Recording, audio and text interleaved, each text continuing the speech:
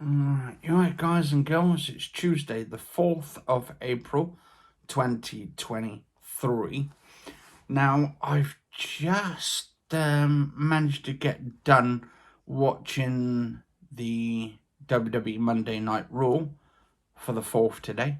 Or technically, it's supposed to be the 3rd, because it's been in Monday, but because we're like 5-6 hours in front because we're in the UK, we see it on the 4th, so technically it's the 4th. It's like we're time traveling forward in time, whilst the US is like time traveling back in time. So, but it still works at the same time, regardless. Anyway, so on Monday's episode of Raw, we saw an interesting dialogue where Triple H came out and he was doing basically his talk about WrestleMania, and he was doubling up the numbers, even though the fans were sort of like the same fans from night 1 to night 2.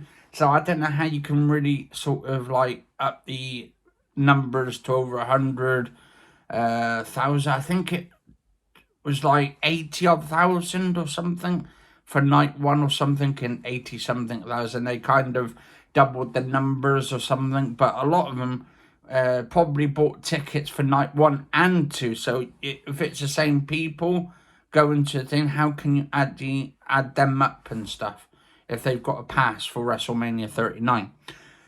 So this was in like LA or Los Angeles and all that in America, one of the states, and they had like it's Hollywood sort of thing. They did a Hollywood theme on it for WrestleMania. I'd say, to be honest, like with WrestleMania itself, with what Seth came out in, like he looked like a Christmas present. He looked like one of those, like those, like when you do a Christmas present for someone and you can't wrap it up. So you end up trying to wrap it up, and then it becomes like this massive, like, squinched up paper that you just put on, and then just taped it all up and stuff, and then just like, surprise! Anyway, that's what it looked like, the whole sort of thing, the whole costume. But it looked, regardless of what it looked like, though, it looked fantastic. I liked it. I loved the colour of red and stuff in it, so he gone for this like ruby coloured red for his like suit, and it was all squinched up. It hadn't been ironed out. Obviously you can't iron those, I think, because I suppose it's like the material they're using. And then we had like sort of John Cena having his match, worst WrestleMania match ever. John Cena taking on Theory.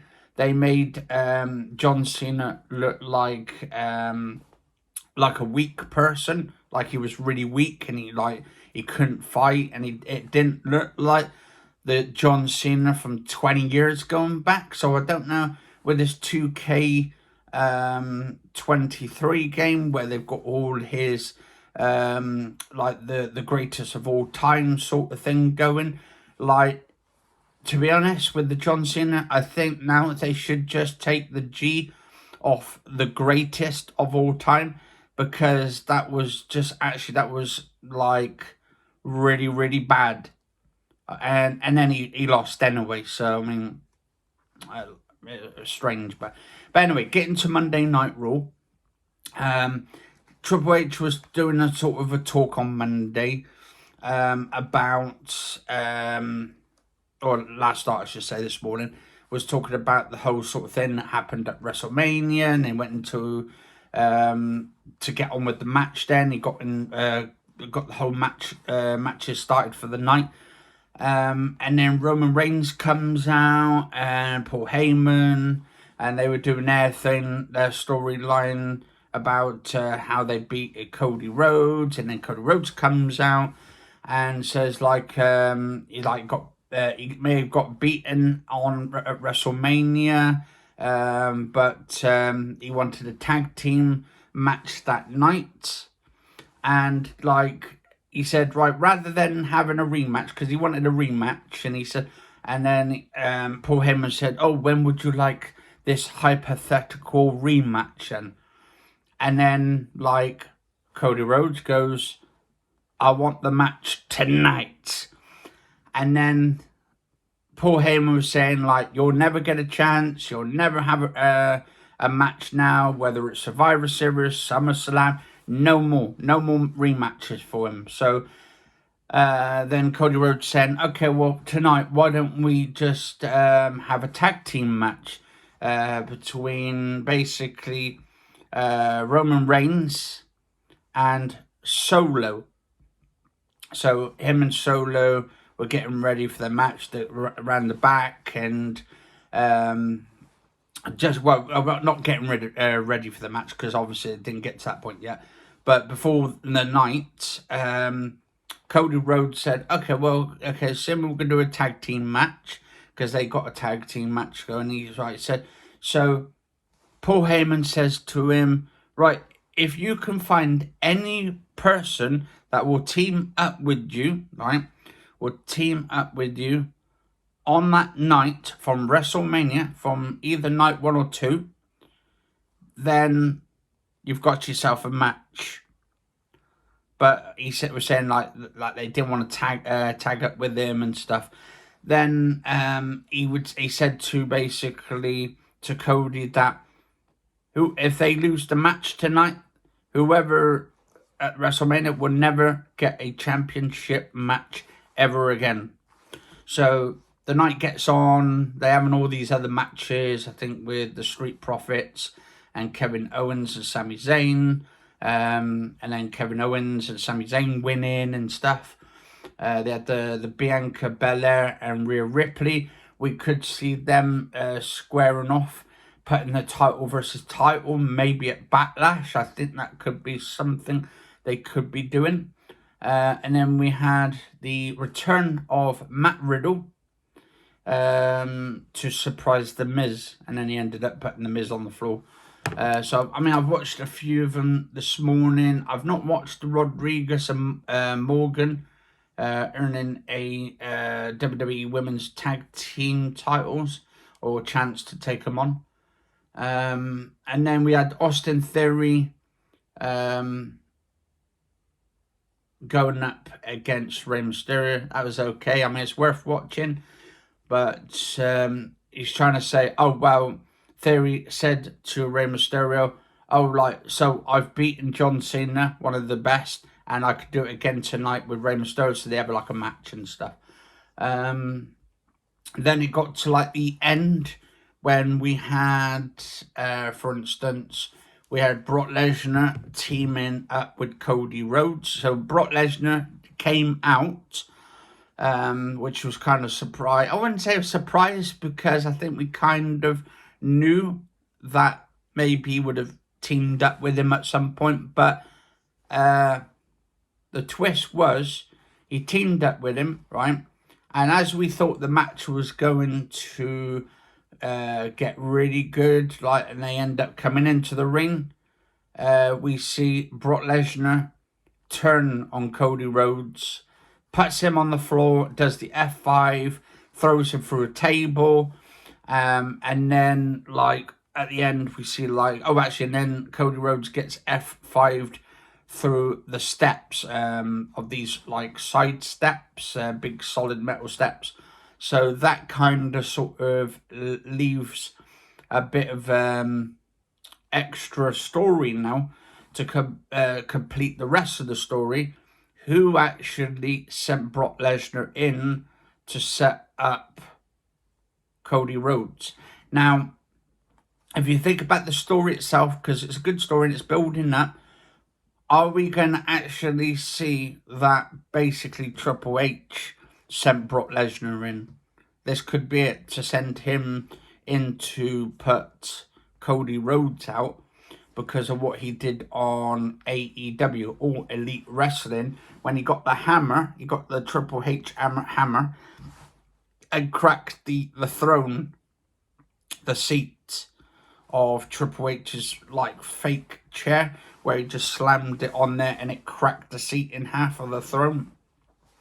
That actually, when he did that, I think then when Triple H looked at it, and said, oh my God, he's actually broken my throne, or it's like a sign for him to break the throne itself. That was kind of a bit of, what do you call it, an insult to actually bringing him back. So this is going to be like a nice little storyline. And could we possibly see a showdown between Brock Lesnar and Cody Rhodes at the next pay-per-view at Backlash? And then what happened is Brock Lesnar start beating him up or something, and then we might see eventually Triple H come out of retirement to take on Cody Rhodes. That would be interesting, because he insulted his intelligence there, kind of, by actually destroying the throne. So the King of Kings will be back on his throne, and they might do like an intro. That would be absolutely really spot on. And all else, I mean, the match that didn't take place, I mean, we've got Roman Reigns. So could we see like Brock Lesnar maybe teaming up? Actually, we could see the return of Randy Orton. Actually, oh no, this would be actually really good for the show, for Backlash, for next month. We could see the return of Randy Orton, because there is talks we haven't seen Randy Orton for a while, so we could end up seeing Cody Rhodes, Randy Orton teaming up, because they used to be teammates and stuff until I think like Randy screwed him over and RKO'd him and stuff and went his own separate ways. We could see Cody Rhodes, and we could see, so Cody Rhodes, Randy Orton. We could see, like, maybe, I don't know about Triple H, because I mean, I think he might come out at some point, and then we might see basically Brock Lesnar, and then we'll see Roman Reigns and Solo maybe teaming up. So we could see those three teaming up in a 3-on-2 handicap match. Or we could just see Solo and Roman Reigns take Randy Orton on and Cody Rhodes. I mean, any of those matches would fit really good into the story. Or even Brock Lesnar and Roman Reigns teaming up, the two unlikely friends teaming up to actually take on Cody Rhodes and Randy Orton. That would actually be really, really good. And then Roman Reigns and Lesnar actually beat them at